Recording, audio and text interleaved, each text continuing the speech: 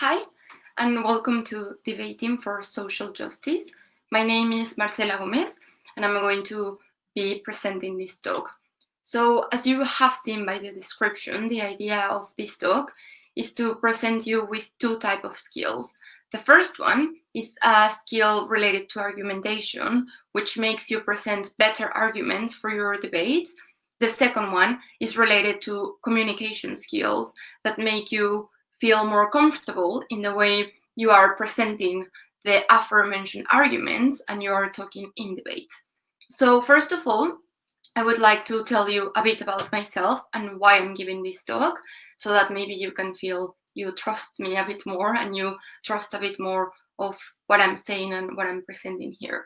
I'm a development studies student in Brighton, and I do development and I try to focus and specialize on gender studies.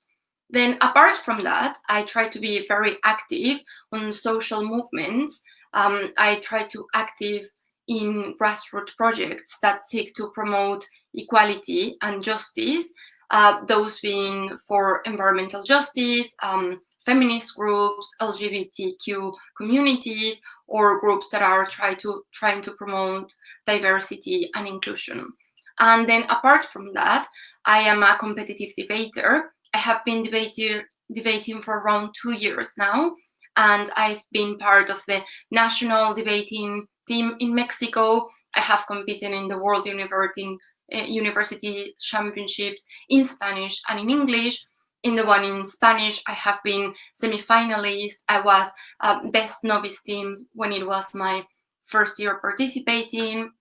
I've been finalist in the national debating tournament in Mexico. I've been awarded best speaker in more than 15 international tournaments, including the Pan American Debating Championships, which meant that I was the best speaker of the continent in that year. I've won more than 8 international tournaments.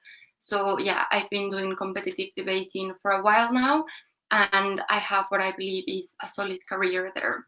So the idea of this workshop is to translate those competitive debating skills to real life and to help you improve your debating skills so that you feel that you can effectively debate for social justice. Now, this debate happens in a context in which it's more and more common to hear people argue for certain ideas in a way in which we feel we are not really debating because we are not really building an argument. And then it's very important to know the context that we're living at and to know when we want to debate, when we don't want to debate, and the type of skills we need for this. So firstly, I would like to talk a little bit about what I think is debating and what I think debating is not, so that you know what you're doing here and also when you can expect to be using the type of tools that I'm trying to present to you. So obviously this is my interpretation of what debating is, created through my experience here, which doesn't mean that you can't have a different idea of what debating is, or that other debaters cannot have a different idea of what debating is. So I just want to be very clear that this is how I understand debate, and this is how, in my relationship with debating, I have built the concept and my interpretation of it. So when you debate, I think you firmly believe on one side of the story, and you are firmly standing on one side of the argument or the issue or the situation that's being discussed. And I think that's a fundamental difference with other type of engagement that requires communication. And it's the idea that you are already standing in one place and you are already located in a place, in a specific argument or situation. You already know what your beliefs are, you already know what your ideas are, and you have, through time, constructed a solid understanding that you are going to present. And I think the other important element of debating is that the other person is in exactly the same situation. They already have a firm belief, they already have a solid idea, that they have built through time, and it's very unlikely for you to change the way they are thinking, because they are standing there for diverse reasons. So the thing is, there is someone you are trying to convince, but it's not the person on the other side. So if we're talking, for example, about online debates in a type of post of publication, you are trying to convince the people that are reading the publication. If we're talking about, for example, a debate that's streamed, you are trying to convince the people that are watching the debate. And if you are trying to debate in competitive debating, you are trying to convince the judges. So I think that's a place to begin at, that the other person or the other people that are engaged in the debate are not going to change their minds. They are probably not going to change the way they are thinking, but there is someone you want to convince, and that's normally someone that's external. And I'm trying to make this clear. Firstly, when we talk about the point in which you already have developed an understanding or decided where you're standing, that's how debating is different from, for example, negotiations or dialogues or conversations. Because in those types of engagements, you have an idea of where you want to be, but you are willing to move somewhere else, right? When you are negotiating, you want to reach a point in the middle or a point in between, ideally, and you want to agree on something. When you're debating, you're not going to move from your position. When you are in a dialogue, for example, you're trying to build a common understanding of an issue or a topic. When you are debating, you are not trying to do that. You are trying to stay firmly where you are. Now, why do I make this situation clear? I think because it's important to recognize and acknowledge when you are, for example, not very experienced in a topic, when you still haven't formed a solid idea on a topic, and what you're trying to do more is to form this idea or to form your understanding or your notion of the topic. And of course, this is completely valid. We all go through these processes. But then when you are in these situations, you are not firmly defending something. You are analyzing very diverse paths or situations to choose the one that better suits you. Then you are not necessarily debating.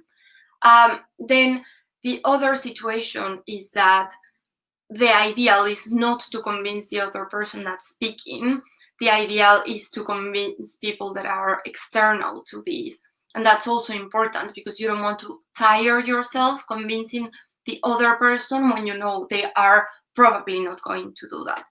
So to me, it's very important to understand when you are debating and when you're not debating so that you can effectively use these tools. Now, to try to link it to the issue of social justice, I think that when we're talking about issues regarding social justice, when we're talking about equality between different genders, when we are talking about inclusion and opportunities for diverse minorities, when we're talking about climate justice and climate action, we tend to be in positions in which we firmly believe something, right? I firmly believe that all people should be treated equally, and I'm not willing to move away from that. So that's a belief that is very firm in me and that I'm willing to defend with all the tools I have. And I think these workshops is aimed for those type of situations. So now that we have built a common understanding of debating, or at least the understanding of debating that I'm going to use to this talk,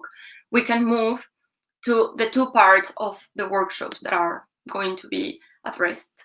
So the first one tries to talk more about the message that you are trying to send to someone, that being the other person or the other people that are debating with you, or the people that are watching the debate, or that are trying to be convinced, or that are trying to take a position. So there are two important parts of the message that I want to talk about. One is the process that's before the argumentation, and the second one is the process in which we are argumenting. So before we argument, I think you really have to be convinced of your position. And that happens because if you have doubts, if you don't feel that this might necessarily necessarily be the right thing to say, it is very likely that the other people are going to catch on that, and that they are going to exploit those uncertainties or that lack of belief that's coming from you. So I would encourage you to only debate about things that you really truly believe that are right. And if you are doubting yourself, maybe you try to build more understanding of the notion or a solid position before you engage in debating. And I don't think it's wrong not to be sure or certain about certain things, but if you are not sure and not certain, and then you engage in a debate, it is very likely for you to be not 100% convincing, or maybe not send the message you are trying to send. So I think this is the first step that you need to try to work on. Do I really believe in this situation? No. Why?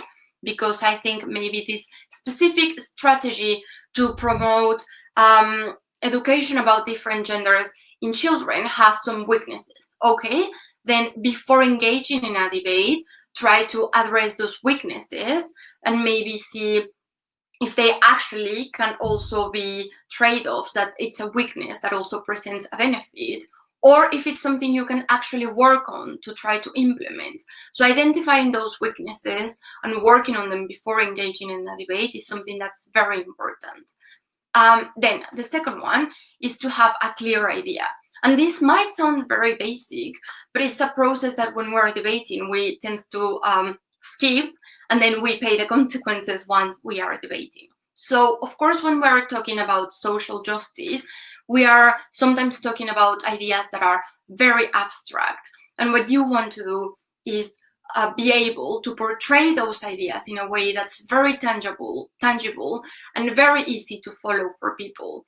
And that's normally when the challenge comes when we're talking about justice, when we're talking about rights, because if we are talking about the principles, they are abstract things, and they are things that are sometimes hard to follow for people, especially if they are not familiar with the situation.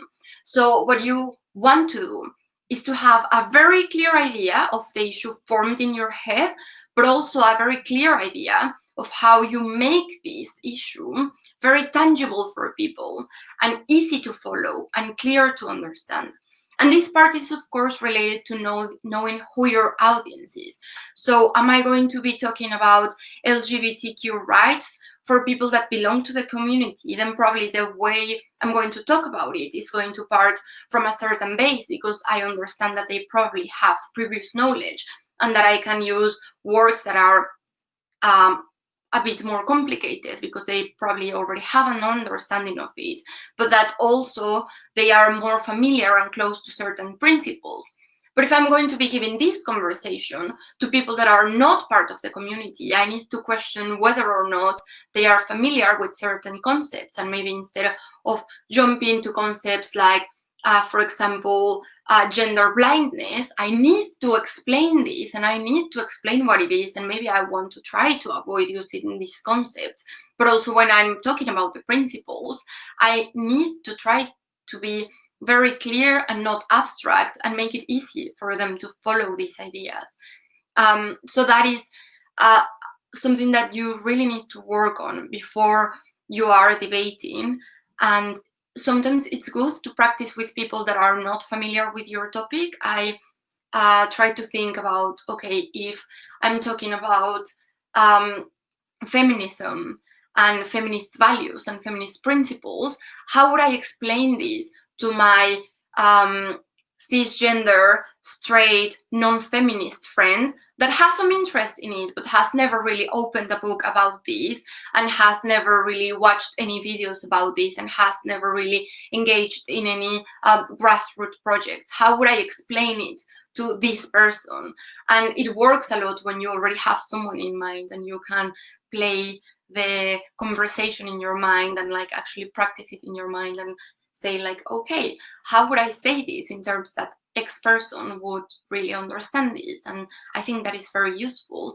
Another example that you can practice this is, okay, how would I explain the situation of environmental justice to my friend that's studying something completely unrelated to this and that has never participated in any project that's related to the environment and has no awareness but has some interest in it. So these are very effective way to practice and plan how you translate your ideas and how you send the message to people that are not necessarily familiar with it. And this is very closely related to the next step, that it is having a clear plan of action. So once you have identified the ideas that you have to send and how you want to send them, once you have identified the people you are going to talk to and kind of the way in which you need to talk to them, you come up with a strategy, right? So you think, okay, of all the arguments that we have in order to promote this specific issue related to social justice, which are the most convincing ones, or which are the ones that I want to address in this specific debate? And that is something very important, that when you are defending an issue or fighting against an issue, there are probably a lot of arguments that you can present in order to push your position. But you have to be very strategic at choosing which are the ones that you are going to be presenting. And this is very important. This is kind of the first trade-off that you are going to face in the part that's previous to the debate, because of course you want to address all of the arguments, and that gives you the idea that you have a lot of arguments and you are very prepared for your debate and it's going to be very convincing. But of course there's a trade-off, that if you have a lot of arguments, then you're probably not going to have time to actually properly explain all of your arguments and go deep into them. So normally when you're debating, you want to choose a significant amount of arguments, but also not that many that you don't have enough time to present all of them or to explain all of them.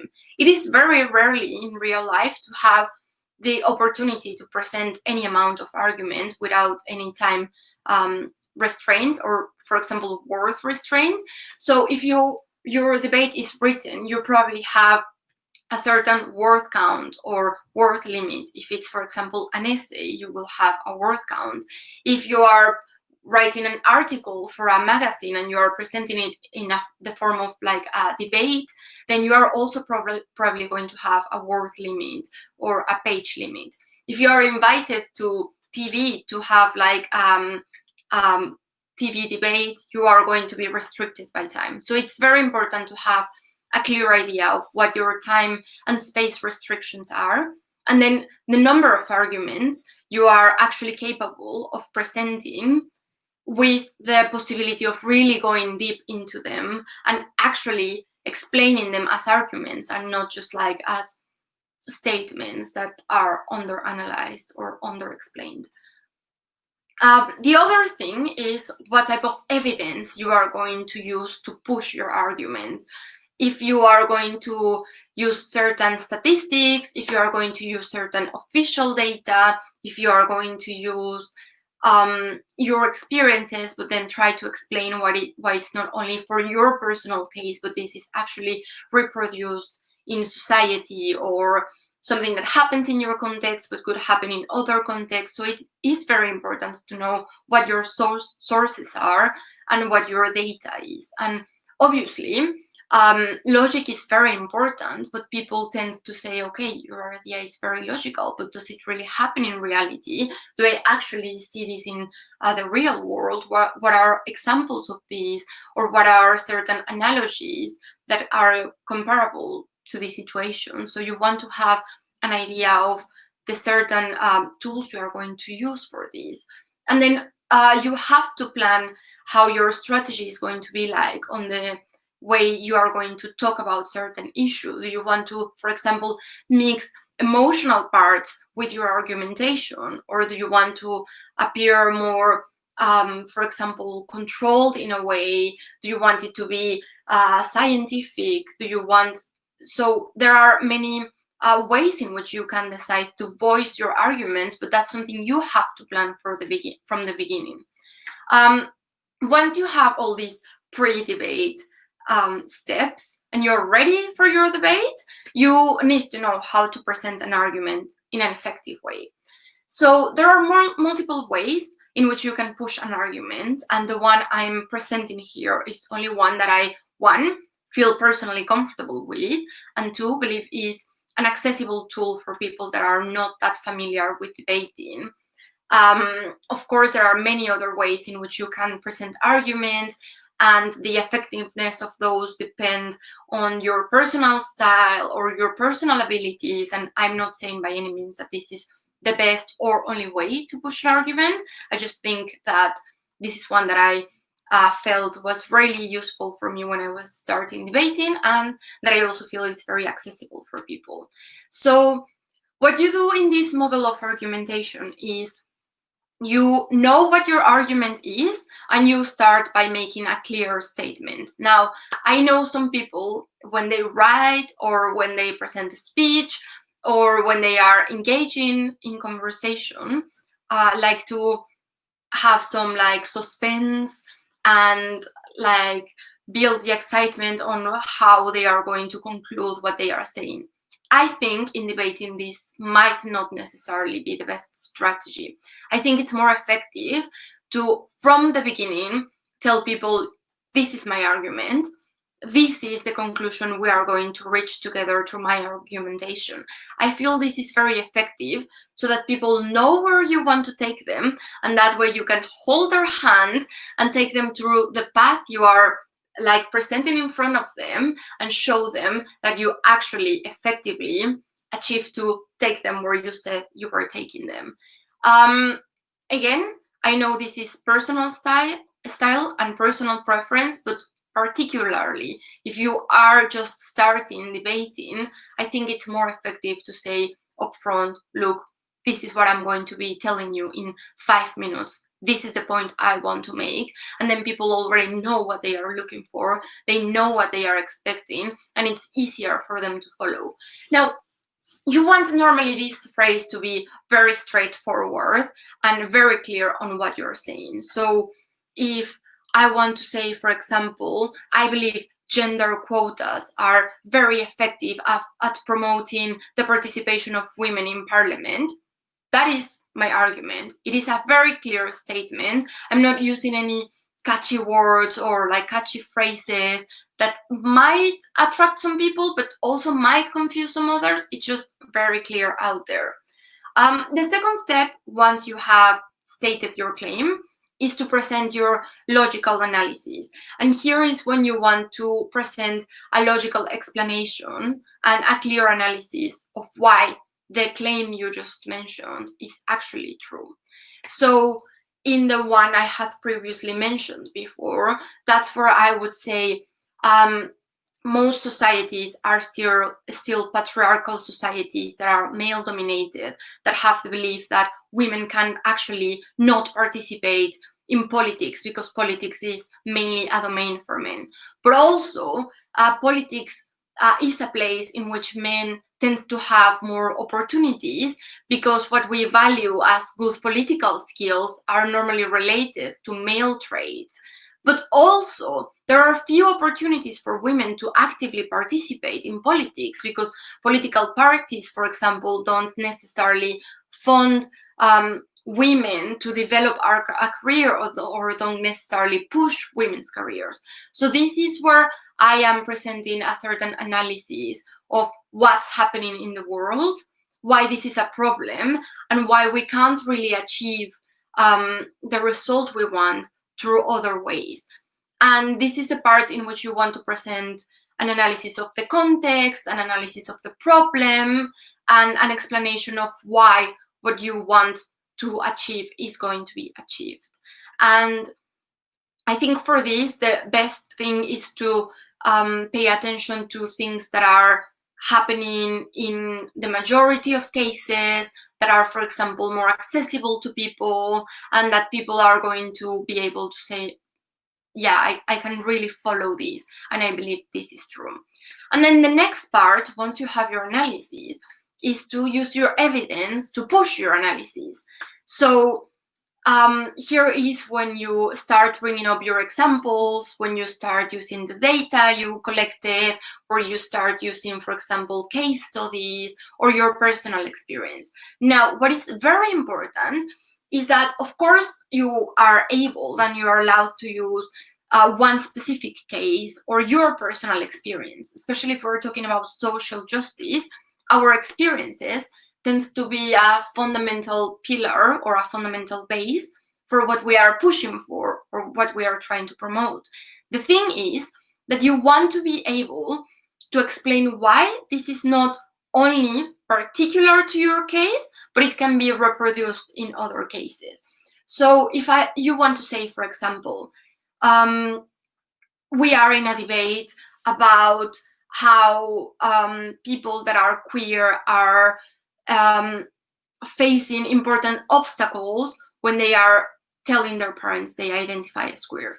So if I say, look, in my experience, it was really hard to confront my parents because they are Catholic parents that are also part of a very male-dominating society and that are also part of a culture that's very conservative in a way in which they believe only in one heteronormative way of engaging with a sexual or romantic partner.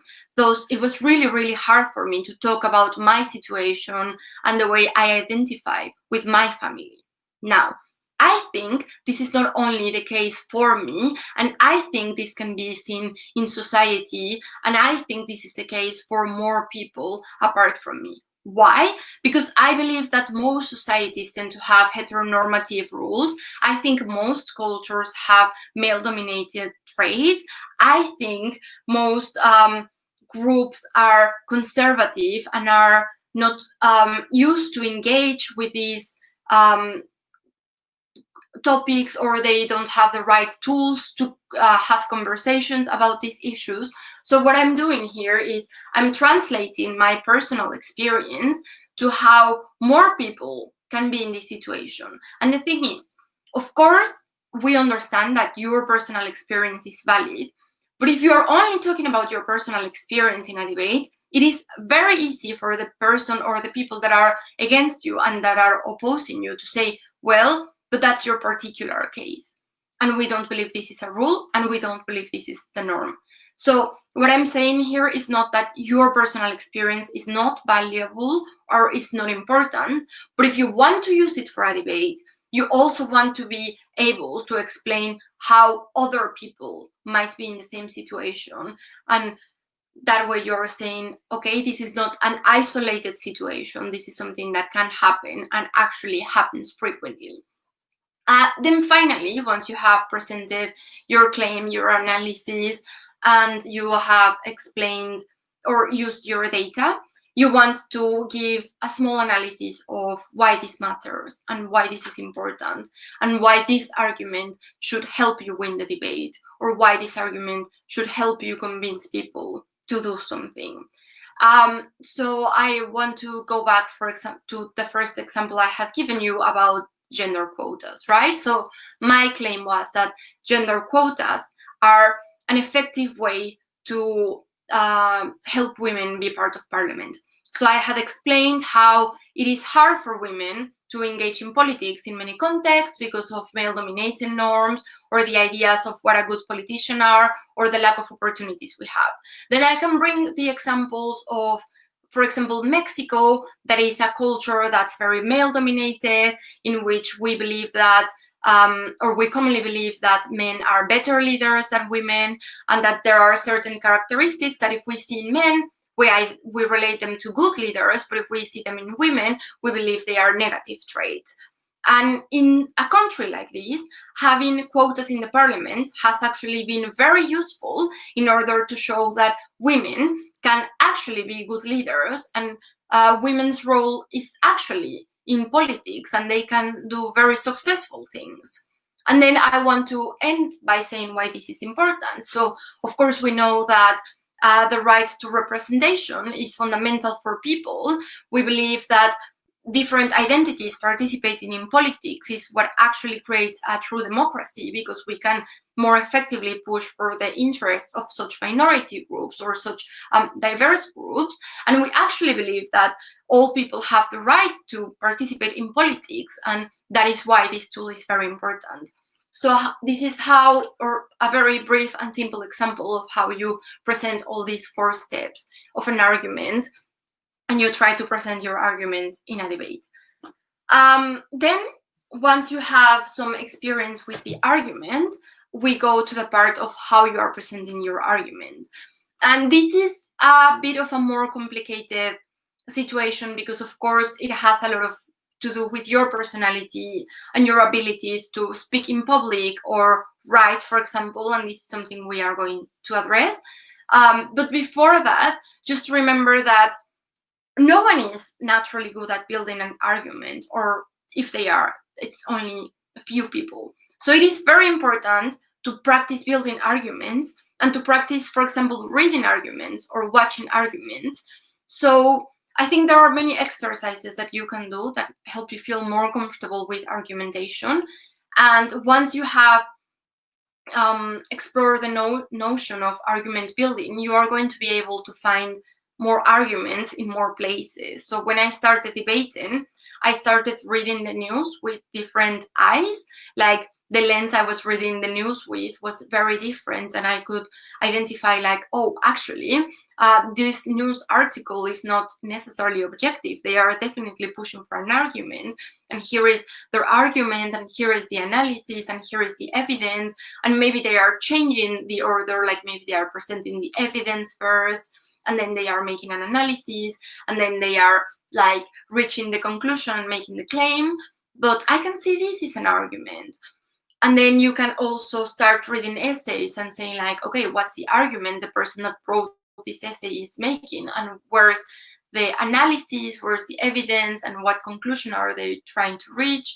And also you start creating your own arguments with different eyes, and that is very important. So I would definitely encourage you to start by writing arguments.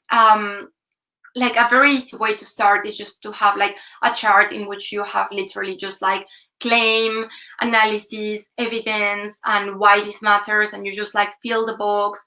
And then once you feel comfortable with this, you start like writing paragraphs. And then once you feel comfortable with this, you have you start like writing more of a story with these.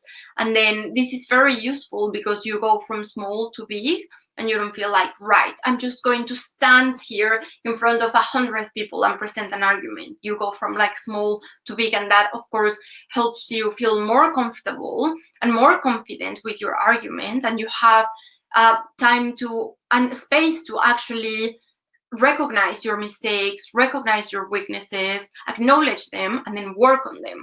So if you are starting small by just like writing everything in a table, you are like, okay, maybe my analyses are a bit weak because I'm just jumping straight to examples thinking this is an analysis. Or maybe the part of the analysis is a bit unclear because I'm not being able to explain certain abstract things. But now I know this and I can work on it again.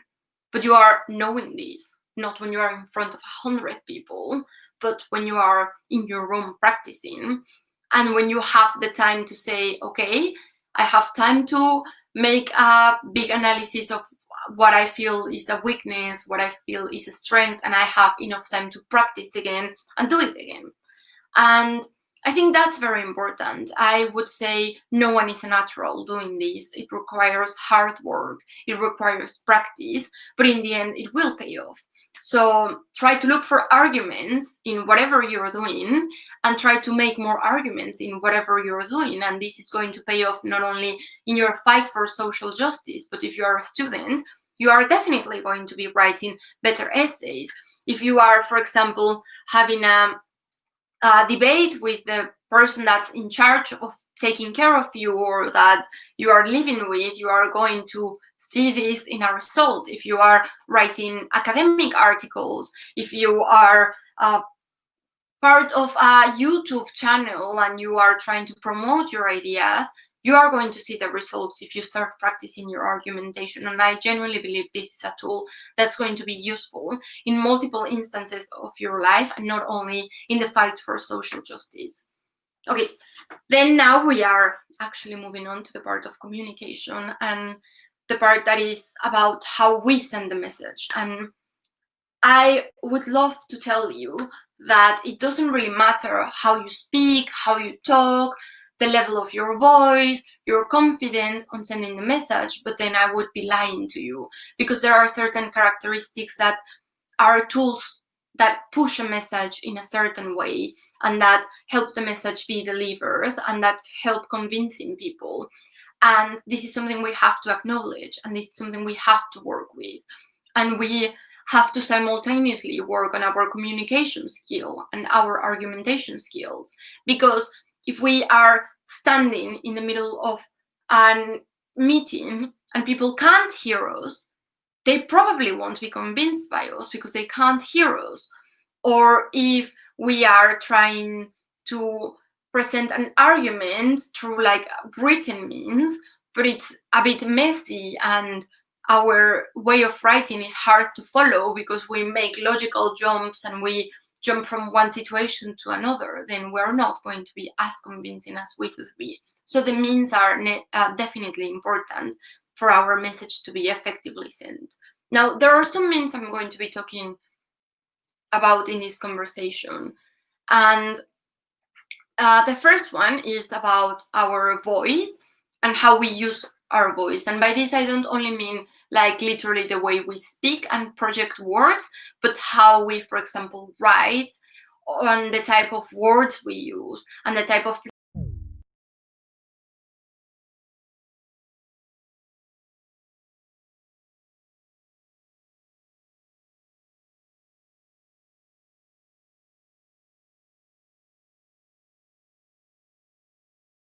you to use your natural voice and not force someone else's voice to you. Now, I can tell you, for example, that I really admire people that can send messages in a very poetic way, in which they use words in a very beautiful way, that is not only sending a logical message or an emotional message, but is aesthetically sounding pleasantly. I really admire that and I like that. But I know that's not something I can do. That is definitely not my personal style, and that goes beyond my abilities. And that's completely fine. I can admire someone else from doing it, but I can acknowledge that my way of sending messages is more of a structured way in which I go straight to the point and I upfront tell you what I think and what I'm going to say. Now, maybe in regarding style, it doesn't sound as any other speeches or texts I can admire, but it has its advantages because people tend to say that my speeches are very structured and thus very easy to follow. So yeah, maybe they are not poetic and beautiful in an artistic way, but they are definitely effective in a sense in which people can actually follow them and like reach the place I wanted them to reach because I took their hand and walked with them to my conclusion. And that is very important. So this only happens when you practice frequently and try to do different styles and try to know what way of speaking or writing works best for you. And that obviously has to do with your background, with your personal training, with your personal characteristics and your natural abilities. And it's great to explore. And that's why practicing before a real debate is so important, because obviously when you are in a debate, you don't want to, in the debate, explore multiple or different styles, but before you want to, and maybe you want to try to see how this poetic style would work, or how mixing emotions with like logical arguments would work, and how, for example, if mixing your personal emotions would help you push your message, or if it's actually an issue that's so close to you that when you bring out your emotions, it's actually distracting you because you can't really, for example, control your voice anymore, or you start getting distracted by your feelings. And I think that's something important to acknowledge. That's something completely natural. And sometimes playing with your emotions can be positive, because then people see that you are very passionate about an issue and they actually are convinced by this. But sometimes your emotions, because of the process that you're living, because something is very fresh for you, because something is very important for you, can actually be something that's blocking you from delivering a message. So it's also really important to acknowledge, okay, in which type of topics or in what type of arguments can I really use my emotions, and in which others are they actually going to affect me. And here, of course, I don't want to say that emotions are problematic. This is not the message I'm trying to send. I'm just trying to acknowledge that we feel things. And sometimes we feel powerful and positive things that we can use to our advantage. But sometimes, because of our processes, the things we feel are still affecting us. And we don't want to bring them to an academic situation or a public speaking situation. So it's very important to be very aware of what we're feeling, where our emotions are at, and when they can be useful and when they actually should be kept away from the debate and not necessarily brought in. And I think a lot of people feel that it's wrong when they feel things at debates, and I would definitely disencourage you from this, especially if you're debating about social justice. If you really believe in what you're debating for, you are going to feel a lot of things, and that's what you have to know. So if the other person is saying something that's making me really angry, what is best to do? Is it good for me to take this anger and help me push my argument? Or do I know that if this happens, I'm actually going to lose a bit of control, and I want to say, no, I'm not going to let this affect me, and I'm not going to be angry. So emotions can be a very important tool, and they can be a very effective tool, but they also can be something that's affecting us significantly, and that's something we want to recognize, and that's something we want to acknowledge. And then there are other things that are related to our voice. That's, for example, the volume of our voice, the tone of our voice.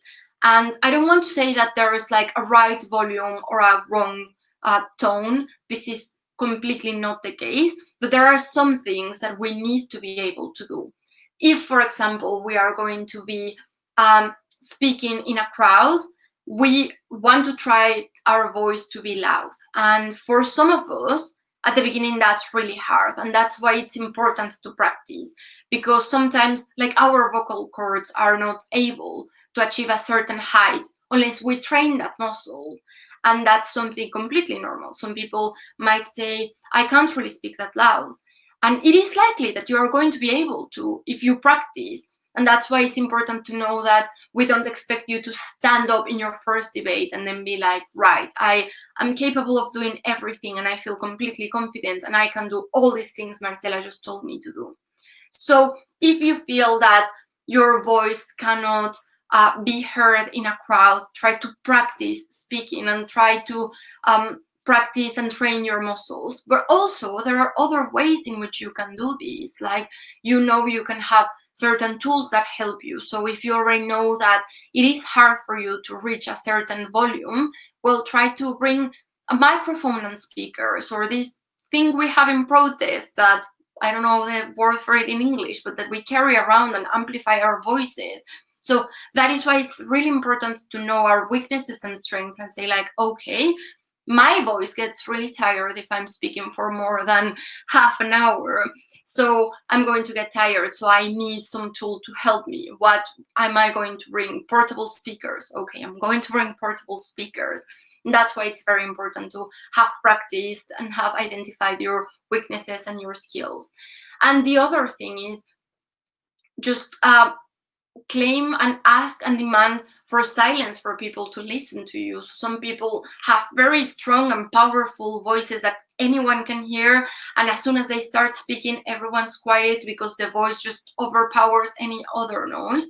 But if your voice is not like that, just don't doubt asking for people to be quiet, and don't start speaking until people are quiet and they are really listening to you. So all these things are things we are encouraged to do in debating, and we definitely have the right to do in debating. And then the other thing is that our voice is rarely something we are born with. Our voice is something that we develop and create and construct through our lives. So don't feel afraid or uncomfortable with your voice changing. Like, sometimes we start writing in a very cold and academic way, and then we start playing with feelings and with emotions and certain tools that we think people are going to be more engaged with, and then we are shifting the way we are using our voice, and that's completely fine. And sometimes we are shifting and we say like, actually this is not working, and that's fine because we can reshift and change to another way. But this is something very important, to be playing and experimenting with our voice and finding our voice, and knowing that this tends to be a process that's constantly happening, and that's completely fine. The next thing is related to our body. Now, of course, the body becomes unimportant or irrelevant if we are writing an article, or if we are using platforms and technical tools that only use our voice, like if we go to the radio, or we use platforms such as Discord, which we use now a lot for debating. But most of the times our body is part of the situation. Like if we are on TV, if we're on a rally, if we're on a protest, if we're on a march, if we are on any academic activity that's physical, our body is going to play an important part. And that is a scary thought, especially when we're starting. Like, come on, you are telling me I need to know how to use my voice, and I know how to make arguments, and I also need to know how to use my body? Well, yes. And this is, again, something that is like we feel more comfortable with when we are practicing, and we start knowing how to use for our advantage or disadvantage, and how to hide or not to hide, and how to maybe balance and compensate certain things. So obviously every debate requires different things, and every person has different characteristics, but the way you use your body in a debate is very important. And I think I would encourage you to not only practice your debating in writing skills, and not only practice your like oral skills, but also to use your body at debating. And this is an exercise that sounds a bit scary. Honestly, it was very scary for me when I started doing it. But firstly is to start debating and giving speeches in front of a mirror. And yeah, the thought doesn't really sound great. And at first it's very awkward and uncomfortable. But I think that happens because we rarely see ourselves talking and engaging in this type of conversations. And then the other thing is recording yourself, and that is also something scary. But now I was always very self-conscious and very afraid of like talking to the camera, and now I'm here talking to myself in the camera and seeing myself for 40 minutes, and I feel way more comfortable because I have practiced with this. So I think this is important for various reasons. First, because you can really see how you look when you are speaking in public, and you can really identify what your body does that you didn't know your body does, and that you maybe don't want your body to do. Like one thing you might say, so you have seen this for more than 30 minutes now, and you see I play a lot with my hair. And this is something I don't do when I'm debating. But I only recognized, and I could only tell that I was playing with my hair when I started watching myself debate. And I was like, okay, I know playing with my hair is something I do frequently in my life, and I do when I'm talking. This is something I don't want to do when I'm debating, and you don't see me doing this when I'm debating.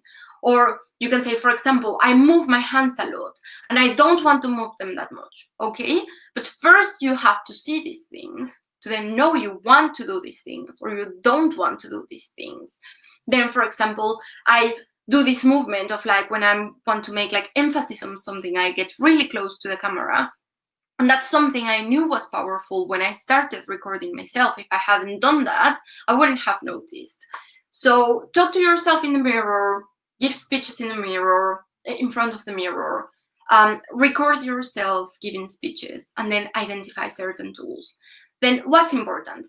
I think one of the most important things is to look at your audience. When you are in a room in which you are talking to a lot of people, that there's a lot of public, it is very hard to look at each of them in the eyes. But if you are addressing the public and if you are looking their way, it is more likely for them to be looking back at you. And if you are constantly just looking up, and if you are all the time just talking up, people are going to get distracted by that. Either they are also going to be looking up, or they are going to feel like you are not visually engaging with them, so they are not going to visually engage with you. And that's a risk because they can lose their attention. Also, the hands. I think the hands are very important, and you have seen me using them frequently for this talk and this conversation. And I think they are great for making emphasis on things. And I think if you know when to use them and how to use them, they can be great tools that go along with your voice and work together to send a message. Now, I think the hands are tricky, and this is something you want to work on, definitely. Because a lot of people, and I include myself, do certain things with our hands when we are nervous or when we are worried. I know that I, for instance, start playing with my rings, or I start playing with my nails if I'm anxious or stressed or nervous or worried. And knowing this has helped me with different things. Now I know if I'm stressed that I don't want my hands to be visible, because I don't want people to see that I'm stressed, and I don't want people to see that I'm anxious. So if in this conversation, for example, I was anxious, I would be hiding my hands so that you wouldn't be able to see that I was doing something like this. And that's something that's completely fair. We're human. It's completely normal to have this type of I don't know what to call them. You probably do this type of things, and it's good to know, this is something I do. I just don't want people to see it, and I'm just not going to make my hands visible. And I think if I was just talking like this, if you hadn't seen me using my hands from the beginning, it would look normal, like I'm just here talking to you. So you start knowing how to hide these things or make them less visible so that people can't see you, like, oh, you're nervous and you're anxious, and then maybe you are less convincing because of this. But then the other thing is like, okay, maybe my hands are shaking all the time, but they are not shaking if I'm moving them frequently. So I'm going to be moving them frequently. So this is something important. What to do with your hands, when to show them, and how to show them. The idea of the hands is normally that they are in this like square in which they are kind of part of the main frame that you are part of, and that they are not too distracting. Like, you don't want to see hands moving around all the time, because then you are just paying attention to my hands and not to what I'm saying, because it gets too distracting. So you want a good balance of like, I'm using them to make an emphasis, I'm not using them to distract the people.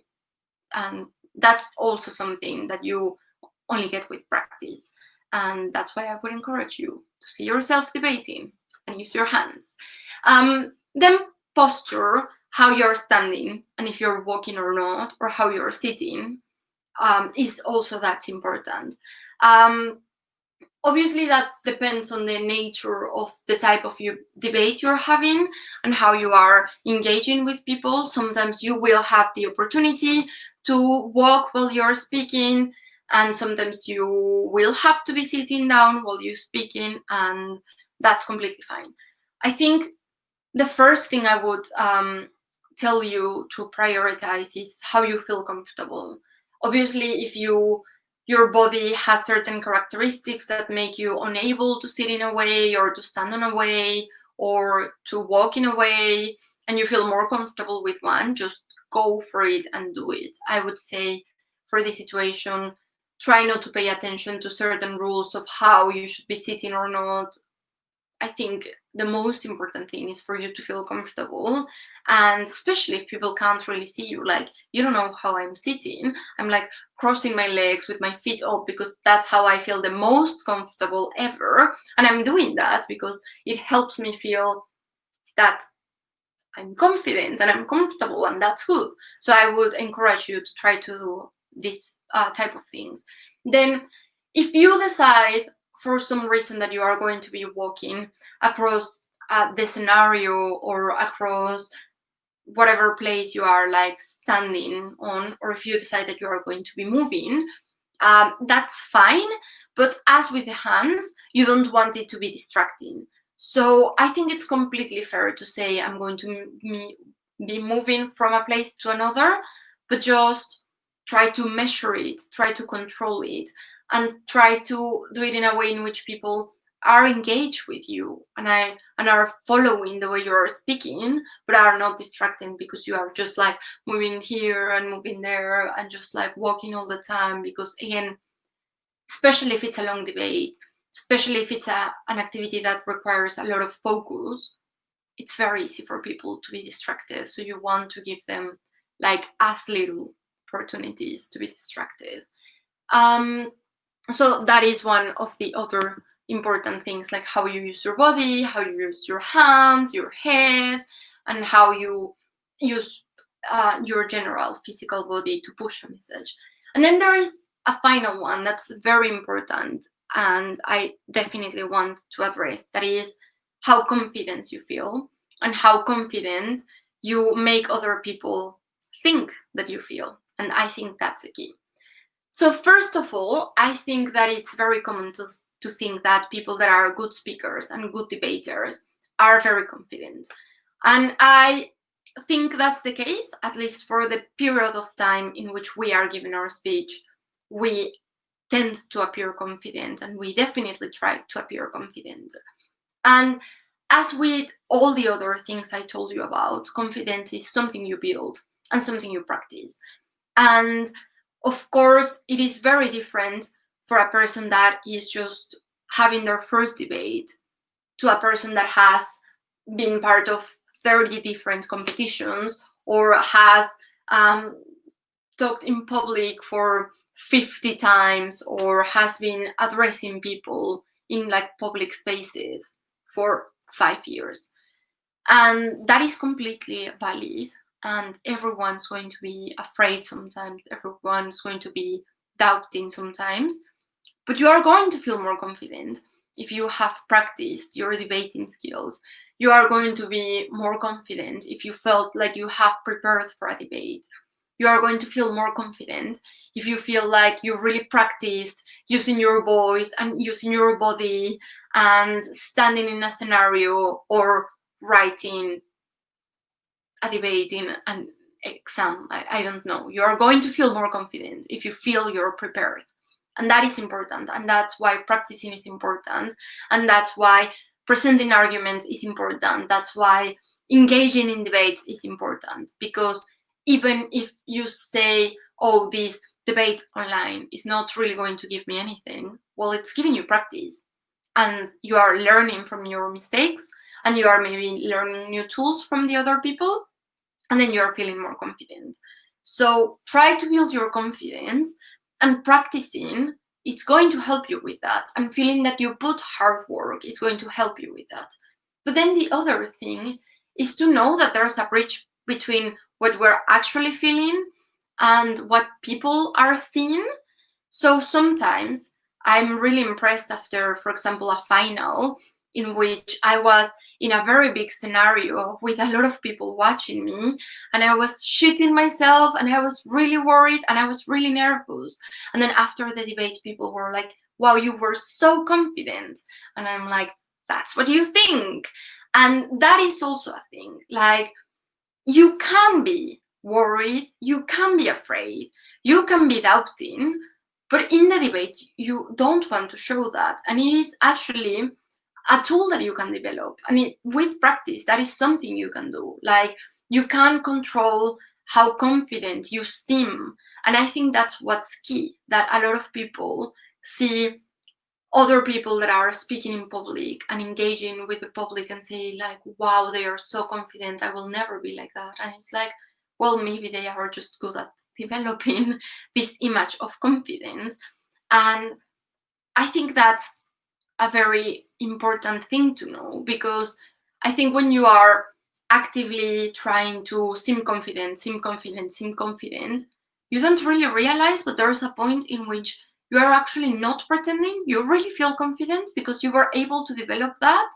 And I think that's something really important when you are starting engaging in public speeches or conversations, and then like hopefully for this doing public debating, that it's never like I'm not confident, then I am confident. It's a process and you have to actively work for it. And it's okay. We all feel sometimes afraid. We also feel worried. We sometimes feel like, why did we make it this far if we're not good? But we are, and we have to trust. And if we can't, we have to pretend we do. Because if we seem unsure of what we're saying, people are not going to believe us. If we seem that we are nervous and worried and we didn't prepare, people are not going to believe us. And that is unfortunate, but that is how people's minds work. So it's something we need to be clear of. So after these things and after these conversations and these ideas that I have presented you, what can happen now? How can you use these tools? And what was the idea of this workshop? So we know that we are living in times in which there are a lot of ways for people to engage in conversation, in debate, and share their ideas. But the organization of COVID and me were thinking of how worrying it is that sometimes there's not really a debate going on, that you have people screaming claims and people presenting claims and not really working hard on building an argument. And that you have people having a lot of ideas that they want to share, but not feeling confident enough to say them or feeling like they don't have the tools to tell them. So the idea of this workshop is to provide you with some tools and to give you a small approach to what debating is and how debating can be helpful for you and how debating can actually promote social justice, and especially how it can be good for people like me that try to be active in social justice situations. So once you have worked with your debating abilities and once you have developed stronger debating tools, it is easier for you to write about social justice in a way that's convincing for people. It is easier for you to feel that your point is valid and that you actually can confront that person that's telling you that your position is not valid and that what you're saying is wrong. It is easier for you to actually build what you think in a way and present it in a way in which people can understand it and engage with it. And it is easier for you to feel that you can have an impact in the world and actually have an impact in the way other people think or in the way in which the world is working. So this workshop is an attempt to help you find your voice, to help you find the tools to use your voice, and to help you fight for what we want, hopefully, for watching this talk, that is social justice. And I really hope that these debating tools have been useful for you. And I encourage you to use the comments on the YouTube channel to engage with these and to ask questions if you want to ask questions, and to tell me you think that I'm wrong in situations or issues or topics that you think I'm wrong. And if you want more information of these, if you want more debating resources, if you want to engage more in debating, I would definitely encourage you to look for example, British parliamentary debating, or to ask me about it. If you are in contact with the organization or you send them an email, they have my consent to give you my details so that you can talk to me and we can have like a personal workshop, or I can try to give you more tools, or I can try to make debating more accessible to you if that's what you want. I hope you find this talk interesting. Especially, I hope that you find it useful and that it can help you in your fight for social justice, and that through debating, you can really see that you can have an impact in the way things are working, and that debating is a great tool to build the world you want to see. So I hope you enjoy the rest of the festival. I'm very grateful to be here. I think this is a very important festival, and the abilities that we're going to learn from it and the tools we're going to get from it is they are actually going to help us build solidarity through this crisis and build a better world once we are we have moved past this crisis. So thank you very much for watching, and please feel free to contact me if you need anything. I wish you the best with debating.